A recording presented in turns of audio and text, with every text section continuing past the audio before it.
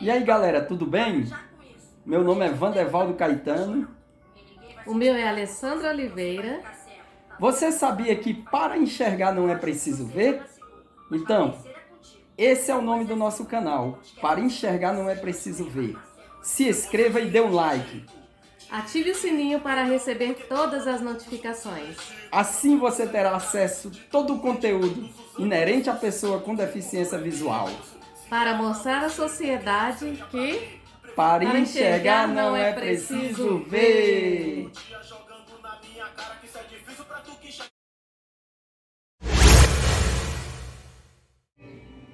E aí galera, tudo bem? Meu nome é Vandevaldo Caetano, tenho 41 anos de idade e estou aqui para contar um pouco da minha história para vocês.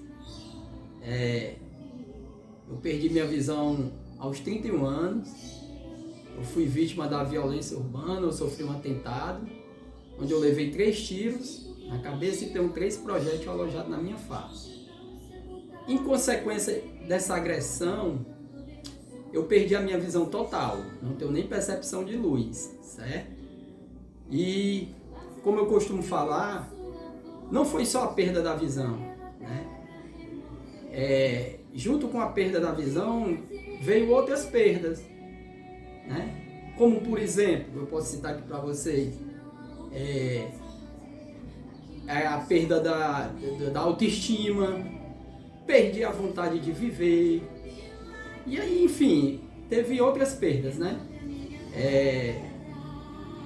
Mas todo esse processo ele foi doloroso, mas depois das perdas vieram também as oportunidades, que a gente não pode deixar de falar, né? Vieram as oportunidades e que nem fala o cearense, né? Eu me agarrei com unhas e dentes, né? E as oportunidades surgiram e eu agarrei com unhas e dentes. Eu posso até citar aqui como, por exemplo, né, eu perdi minha visão em 16 de setembro de 2012 e em janeiro de 2013 eu tive a oportunidade e o privilégio de entrar no Instituto de Cegos para me reabilitar. Entrei como aluno de reabilitação e foi a partir daí que eu passei a acreditar na seguinte coisa: uma porta se fecha e uma janela se abre. Então, quando eu entrei no Instituto em janeiro, né, eu passei por todo o processo de reabilitação, tipo aula de orientação e mobilidade, para me aprender a manusear a bengala, as técnicas, como eu usar a bengala na rua, como andar sozinho, enfim. Aí eu também aprendi a escrita e a leitura braille. Em seguida eu tive a oportunidade também de entrar na aula de artesanato, aula de arte ofício, onde eu aprendi a fazer algumas peças de folha de revista. Me ajudou demais no processo de reabilitação. E entrei na dança. E tive a oportunidade também de entrar na aula de informática, no teatro. Hoje eu faço parte do grupo de teatro Olho Mágico. Então, que nem eu falei, né? As oportunidades foram aparecendo e eu agarrei essas oportunidades com unhas e dentes, né? Então, essas oportunidades foi a janela que abriu, né? Então, foi fácil? Não foi. Pode ser para vocês que não é fácil, mas não precisa ser fácil. Basta ser possível, entendeu? Porque as oportunidades vão surgir e a gente tem que saber aproveitar essas oportunidades. Foi isso que eu fiz. Me ajudou demais no processo de reabilitação e foi a partir daí que eu passei a entender que através desse processo de reabilitação eu passei a enxergar o mundo de forma diferente. E enxergando o mundo de forma diferente eu entendi que para enxergar não é preciso ver. Olha que interessante, né? Para enxergar não é preciso ver. Então,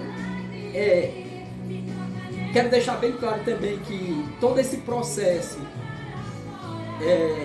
não foi possível sozinho, né? Eu tive o apoio da família, eu tive o apoio dos professores do Instituto de Cegos, enfim. Então ninguém chega em cantinho sozinho, né? Então, mas eu que não digo para vocês, é ultrapassando as barreiras, superando os obstáculos. Não é fácil, mas é possível.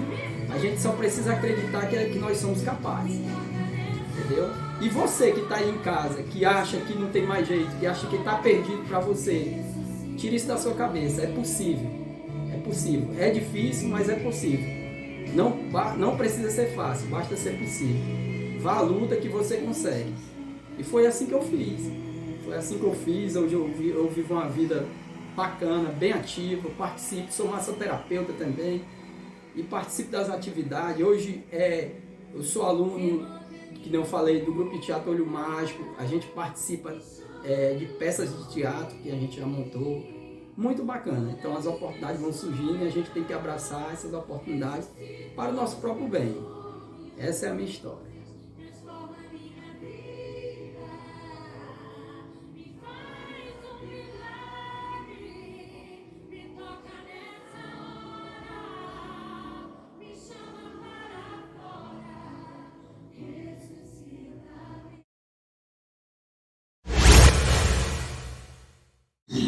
Olá galera, meu nome é Alessandra Oliveira, conhecida também como Lequinha, tenho 40 anos, sou deficiente visual baixa visão e antes de começar a contar minha história para vocês, eu vou me autodescrever.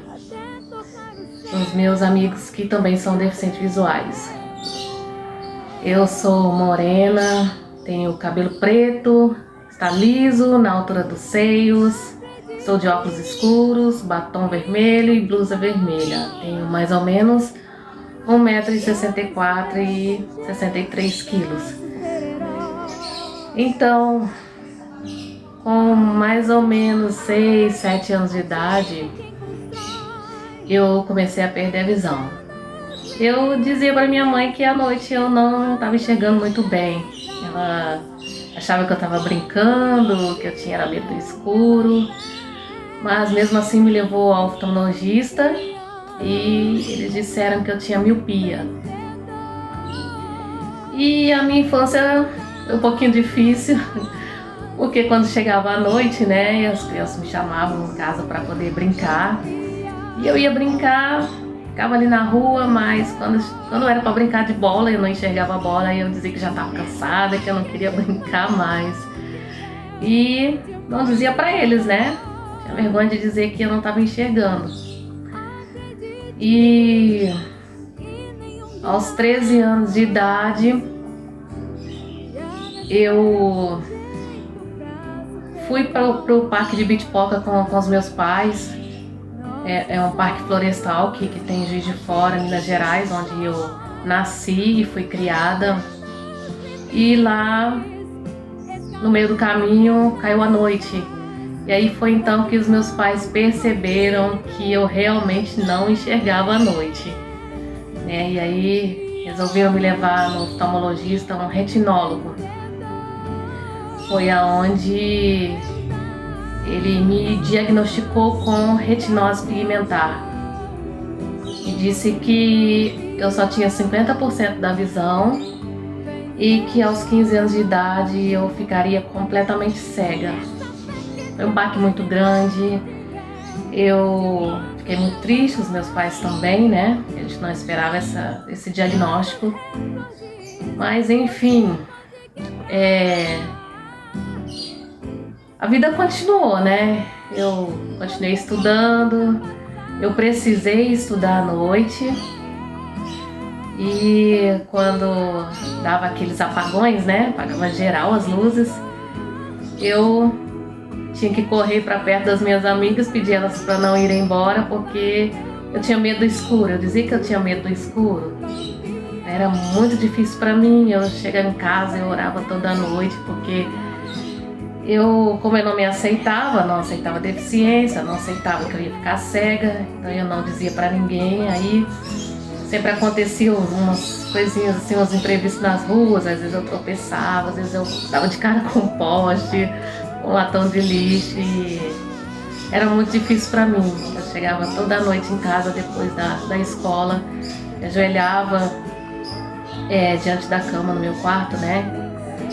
e clamava a Deus todos os dias, pedindo a Ele para não me tirar o restinho da minha visão, não me deixar cega, porque eu não me via uma pessoa deficiente andando de bengala nas ruas, né? Então eu orava todos os dias pedindo a Deus para me curar. Só que Deus tem um propósito na vida da gente, tudo no tempo certo, né? E para Deus a cura só vem no momento certo, né? Então, aos 19 anos de idade eu me casei, tive o meu filho. Com 5 anos de idade eu resolvi ensinar ele a ler, porque eu sentia essa necessidade, né, de que o meu filho tinha que ser independente, porque uma hora eu ia ficar cega e como eu precisava muito dele, né, para estar saindo nas ruas, porque eu não saía mais para lugar nenhum sozinha, e ele me ajudava muito, né, e como ele aprendeu a ler, ele me ajudava a pegar os ônibus, né, e mesmo assim, né, não veio a aceitação. Mesmo com a ajuda do meu filho, mesmo algumas pessoas também já sabendo que eu já tinha esse problema, eu resolvi aos 26 anos de idade fazer um curso de cabeleireira, né? Meu sonho era ser enfermeira, mas como eu já sabia que eu não ia conseguir, né, tirar o sangue, acertar a veia, né, tinha essa consciência, mas eu resolvi fazer esse curso de cabeleireira e arriscar, cortar os cabelos das pessoas. Às vezes minha amiga falava assim: Alessandra, você tá enxergando direitinho pra cortar esse cabelo? E eu falava que tava, né? Não queria dizer que não tava. E foi então que no finalzinho do curso eu resolvi parar, porque eu percebi que não dava mais pra mim. Eu já andava nas ruas assim com medo, o dia já estava ruim para enxergar, já não enxergava, né, direito à noite. Durante o dia também já foi ficando ruim, a visão foi piorando. E aí eu parei, mas continuei pintando alguns cabelos, escovando, pranchando, né, fazendo algumas progressivas.